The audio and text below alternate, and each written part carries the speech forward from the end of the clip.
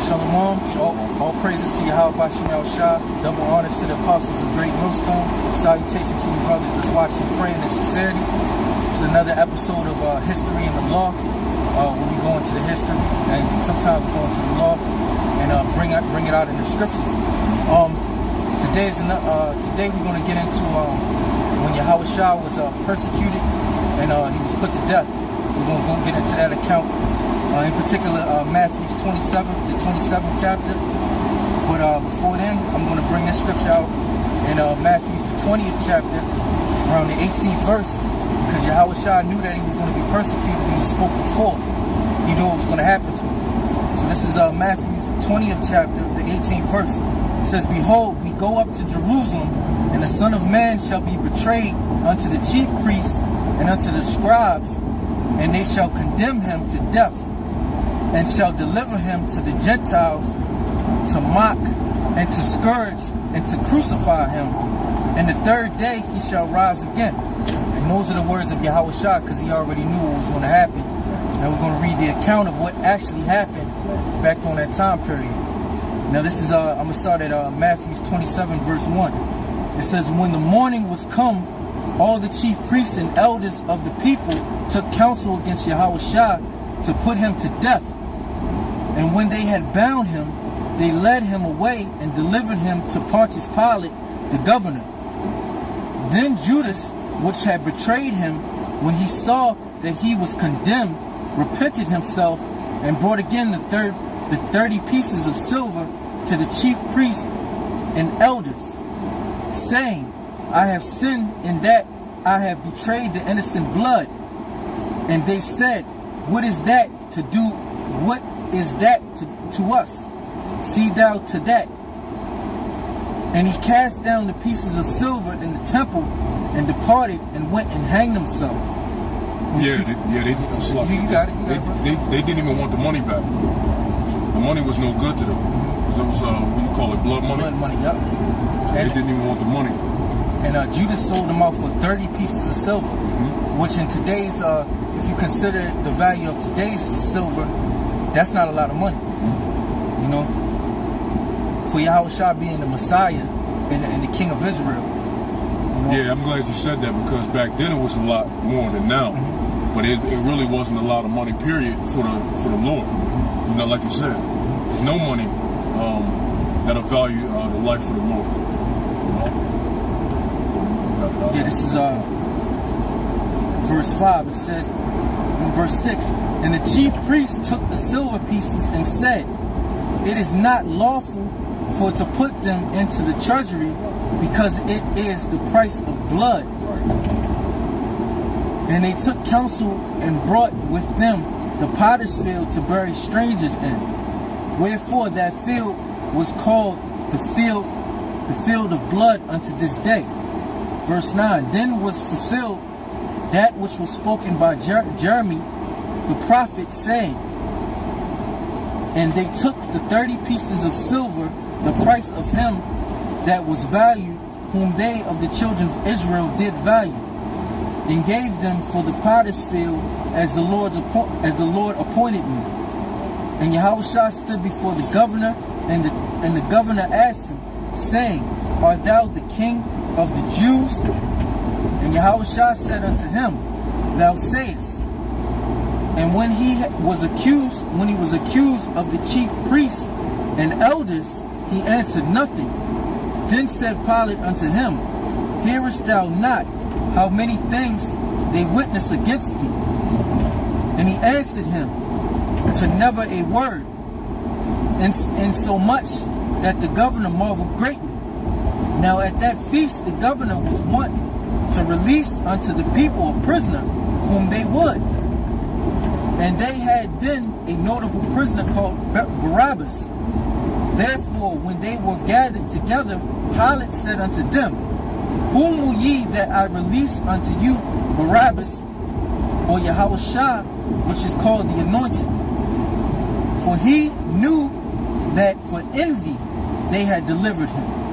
Even Pontius Pilate knew that the scribes and Pharisees, which were wicked, so-called Negroes back then, we call them wicked niggas today, that for envy they had delivered up Yahawashi. Yeah, those certain scribes and Pharisees. Yeah, those certain. Yeah. Verse 19. When he was sent down on the judgment seat, his wife sent unto him, saying, Have thou nothing to do with that just man? For I have suffered many things this day in a dream because of him. But the chief priests and elders persuaded the multitude that they should ask Barabbas and destroy Yahawashi. I'm going to read this again, verse 20. It says, But the chief priests and elders persuaded the multitude that they should ask Barabbas and destroy Yahawashi, proving to you that the multitude is easily persuaded. Right. The multitude of people, when it comes to a mass number of people, they're easily persuaded. Right. In this case, they were persuaded to choose Barabbas over Yahawashi. 21. It says, The governor answered and said unto them, Whether of the twain will ye that I release unto you? They said, Barabbas. Pilate saith unto them, What shall I do then with Yahawashi, which is called the Anointed? They all say unto him, Let him be crucified. So with one consent, they said, Yahawashi, let him be crucified. This is verse 23. It says, And the governor said, Why, what evil have he done? But they cried out the more, saying, Let him be crucified. Right. When Pilate saw that he could prevail nothing, but that rather a tumult was made, he took water and washed his hands before the multitude, saying, I am innocent of the blood of this just person. See ye to it.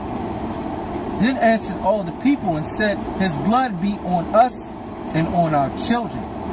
Which they cursed themselves, the multitude of people, saying, Let his blood be upon us and our children.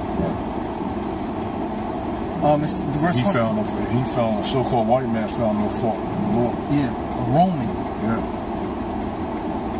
Verse 26. Then released he Barabbas unto them, and when he had scourged Yahawashi, he delivered him to be crucified.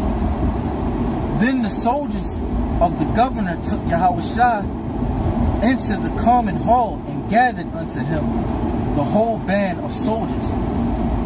This is verse 27, but let me bring out this quick precept. This is you want to speak for a second. That's why that's why you're not supposed to follow a multitude to do evil. You know, because the multitude, like the brother said, a multitude is easily persuaded. There's going to be multitudes that's going to take the chip. You know, I know we're talking about history of our Lord being crucified from wicked jakes. Well, guess what? We're going to be so-called in that line of fire in these coming times. Watch these people say we want those Israelites gone, you know, as time passes. Yeah, this is a precept about Yahawashi in Isaiah, the prophet spoke of Yahawashi. This is Isaiah 53, verse 1. It says, Who have believed our report, and to whom is the arm of the Lord revealed? Now, the arm of the Lord wasn't revealed to that multitude of people that was with Yahawashi. I mean, that had Yahawashi put to death back then. It says, For he shall grow up before him as a tender plant, and as a root out of a dry ground. He have no form nor comeliness, and when we shall see him, there is no beauty that we should desire him. Verse 3. He is despised and rejected of men, a man of sorrows and acquainted with grief. And we hid as it were our faces from him. He was despised and we esteemed him not. Surely he had borne our griefs and carried our sorrows. Yet we did esteem him stricken, smitten of Yahweh and afflicted.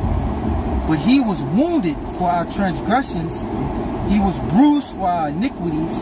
The chastisement of our peace was upon him, and with his stripes we are healed. Yeah, because he was that sacrifice for our sins, for us going off. He took that so that he could be the ultimate sacrifice for Israel. He went through all that just so that today we can repent and have faith and make it. You know, that's what our Lord is. It was nothing beautiful about what he had to go through.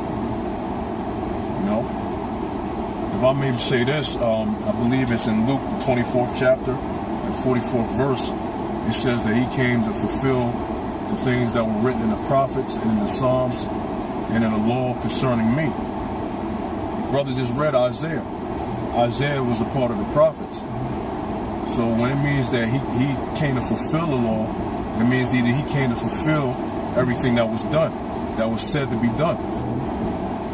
Didn't it point to that when it said, as the lamb dumb? Didn't it say that? Well, we're going to read into it. Oh, come on, slow. Yeah, this is verse 6. It says, all we like sheep have gone astray. It says, we have turned every one to his own way, and the Lord have laid on him the iniquity of us all. He was oppressed, and he was afflicted, yet he opened not his mouth. He is brought as a lamb to the slaughter, and as a sheep before her shears is dumb. Yeah, he opened not his mouth. That's why when they was asking him, you going to speak for yourself? Yeah, it says, so he openeth not his mouth. Yeah, that's what you just mentioned. Yeah, and he opened his not his soul. So when they asked him, aren't you going to basically speak for yourself on why they, what did he do? He didn't open his mouth. Yeah. So even that part right there, he came to fulfill. All right, back in Matthew 27, 27, it says, then the soldiers of the governor took Yahawashi into the common hall and gathered unto him the whole band of soldiers, and they stripped him and put on him a scarlet robe. And when they had plaited a crown of thorns, they put it upon his head, and a reed in his right hand. And they bowed the knee before him and mocked him, saying, Hail, King of the Jews! And they spit upon him and took the reed and smote him on the head. And after that they had mocked him, they took the robe off from him and put his own raiment on him and led him away to crucify him. And as they came out, they found a man, Cyrene, Simon by name. Him they compelled to bear his cross. And when they were come unto a place called Golgotha, that is to say, place of a skull, they gave him vinegar to drink, mingled with gall. And when he had tasted thereof, he would not drink. And they crucified him and parted his garments, casting lots, that it might be fulfilled which was spoken by the prophet. They parted my garment among them, and upon my vesture did they cast lots. And sitting down, they watched him there, and set up over his head his accusation, written, This is Yahawashi, the King of the Jews. Then were there two thieves crucified with him, one on the right hand and one on the left. And they that passed by reviled him, wagging their heads, and saying, Thou that destroyest the temple and buildest it in 3 days, save thyself. If thou be the son of Yahweh, come down from the cross. Which, you know what? They didn't understand what that meant when he said that he was going to rebuild the temple in 3 days after he got crucified. He was going to rebuild the temple. That's spiritual, man. What he was talking about. He wasn't actually talking about knocking down the actual temple and rebuilding it physically, man. It's spiritually. We're building up the temple now. He's the head cornerstone of the temple. Exactly.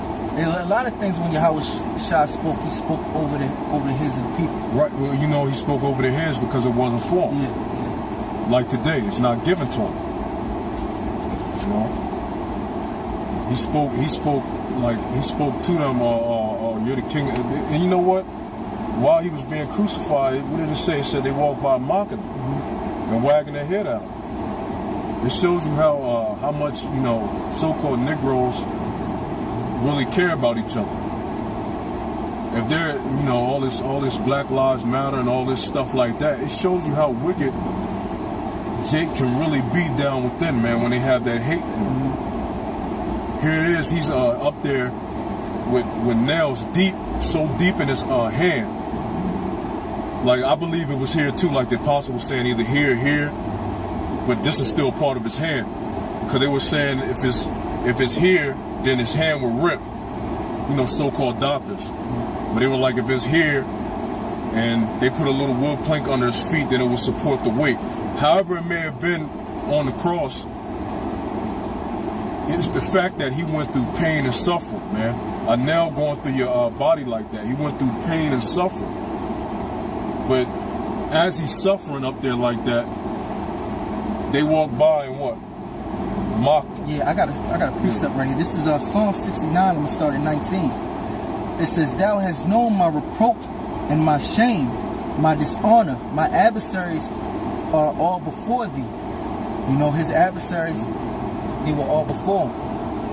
You know, he was dishonored when he was on that cross, man, and he was full of shame. You know, it says, this is verse 20. It says, "Reproach have broken my heart. I am full of heaviness, and I looked for some to take pity, but there was none, and for comforters, but I found none. They gave me also gall for my meat," and we read that. They gave him vinegar to drink. "And in my thirst, they gave me vinegar to drink." So this is what the scripture says. It says, "Let their table become a snare before them, and that which should have been for their welfare," which was him while he was up there on the cross, that was the welfare of Israel. It says, "Let it become a trap." So that became a trap unto them. Right. Because they said, let his blood be upon us and our children. You know? Right. This is back in Matthew 27. It said, verse 35, verse 36. Hold on, we was at verse 38. It says, "Then were there two thieves crucified with him, one on the right hand and another on the left. And they that passed by reviled him, wagging their heads, and saying, Thou that destroyest the temple and buildest it in 3 days, save thyself. If thou be the Son of the Most High, Yahweh, come down from the cross. Likewise also the chief priests mocking him with the scribes and elders said, He saved others, himself he cannot save. If he be the King of Israel, let him now come down from the cross, and we will believe him." And if Yahawashi could have came down from that cross, he would have put them motherfuckers to death, man. Yeah. Yep. But he had to suffer, man. He had to be that sacrificial lamb. But the Lord Yahawashi is going to get his revenge, man. In the times we're coming into now. It says, "He trusted in Yahweh, let him deliver him now, if he will have him." Which they didn't understand the prophecy. They didn't understand the scriptures. He wasn't supposed to be delivered. Yeah. That sacrifice doesn't get saved. You know, when you go to sacrifice, because it's not a sacrifice then. It goes, it's designed to get taken out for a specific reason. It says, "For he said, I am the Son of Yahweh. The thieves also which were crucified with him cast the same in his teeth. Now from the 6th hour there was darkness over all the land until the 9th hour. And about the 9th hour Yahawashi cried with a loud voice, saying, Eli, Eli, lama sabachthani." I can't pronounce it. Continuing on in Matthew 27 and 42. "He saved others, himself he cannot save. If he be the King of Israel, let him now come down from the cross, and we will believe him. He trusted in Yahweh, let him deliver him now, if he will have him. For he said, I am the Son of Yahweh. The thieves also which were crucified with him cast the same in his teeth. Now from the 6th hour there was darkness over all the land unto the 9th hour. And about the 9th hour Yahawashi cried with a loud voice, saying, Eli, Eli, lama sabachthani. That is to say, my God, why hast thou forsaken me? Some of them that stood there, when they heard that, said, This man calleth for Elias. And straightway one of them ran and took a sponge and filled it with vinegar and put it on a reed and gave him to drink. The rest said, let be, let us see whether Elias... Yeah, this is... Salakia, for the technical difficulties, we'll be back to finish. Yeah, continuing on, this is Matthew 27 and 49. It says, the rest said, let be, let us see whether Elias will come to save him. Verse 50, Yahawashi, when he had cried again with a loud voice, yielded up the ghost. And behold, the veil of the temple was rent in twain from the top to the bottom, and the earth did quake, and the rocks rent. Oh, come on, man. Okay, that's Satan, brothers. It's Satan. Yeah, but you know, that's the account of Yahawashi's death when he was on the cross. I mean, his last moments, the people thought that he was calling for Elias or Elijah the prophet. You know, but Yahawashi was calling on the Father, and he gave up the ghost. And from that time when he yielded up the ghost, his job was done. His work was complete. And he began sitting on the right hand side of the throne of the Heavenly Father. And until this day, he sits waiting for the command to come back and get vengeance. You know, but that was the account of the death of Yahawashi. And you know, until the next episode, you know, we give all praises to Yahawashi, double honors to the apostles of Great Millstone. Shalom. Salakia, Genaki.